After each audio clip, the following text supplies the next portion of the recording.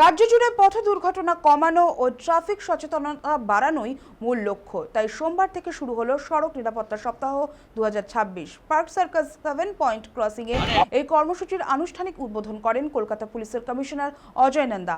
Kolkata traffic পুলিশের উদ্যোগে আয়োজিত এই কর্মসূচিতে ট্রাফিক আইন মেনে চলা, হেলমেট ও সিট বেল্ট ব্যবহারের গুরুত্ব এবং পথচারীদের নিরাপত্তা নিয়ে সচেতনতার বার্তা দেওয়া হয়।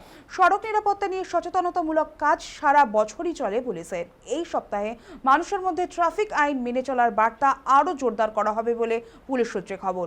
পুলিশ কমিশনার জানিয়েছেন, ট্রাফিক আইন ভাঙার জন্য জরিমানা করার উদ্দেশ্য শাস্তি দেওয়া নয়, বরং মানুষকে সচেতন করা।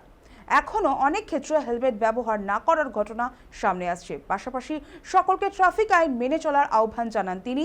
সচেতনতা বাড়লে আগামী দিনে পথ দুর্ঘটনা সংখ্যা আরও কমবে বলেও আশা প্রকাশ করেন অজয় নন্দা। অনুষ্ঠানে সাদা ও গেরুয়া রঙের বেলুন উড়িয়ে সড়ক নিরাপত্তা সপ্তাহ 2026-এর শুভ সূচনা করা হয়। এদিন কলকাতা পুলিশের উদ্যোগে 32টি বায়ো টয়লেট এবং পার্ক সার্কাস 7 পয়েন্টে নতুন ট্রাফিক পুলিশ আউটপোস্টেরও উদ্বোধন করেন পুলিশ কমিশনার। সপ্তাহ জুড়ে রাজ্যের বিভিন্ন প্রান্তে পথ নিরাপত্তা ও ট্রাফিক সচেতনতা নিয়ে একাধিক কর্মসূচি আয়োজন করা হবে। এত সুন্দর সুযোগ সার্জেন্ট আমাদের ট্রাফিক সেফটি এবং following traffic rule is for the greater good সবার জন্যই ইম্পর্টেন্ট আছে। কোনো আন্দোলক যদি ট্রাফিক ভায়োলেট করে আমি কিন্তু ওটা নিয়ে উৎসাহিত হব না, ওরা করছে আমিও করবো। নিজে নিজে লোক যদি পালন করে, নিজের সেফটি নেয়, তাহলে পুরো কিন্তু বিষয় ঠিক থাকবে, it will be in order.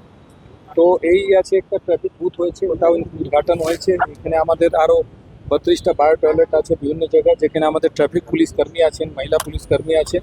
একটা খুব ইম্পর্টেন্ট ইন্টারসেকশন আছে which affects the traffic of the city. এখানে কিছু হলে এছাড়া ল অ্যান্ড অর্ডার পার্সপেক্টিভেও এটা ইম্পর্টেন্ট জায়গা আছে। এখানে যদি পুলিশ পুলিশের জন্য বা ট্রাফিক পুলিশ জন্য এরকম কিছু থাকে, তাহলে এটা ভালো হয়।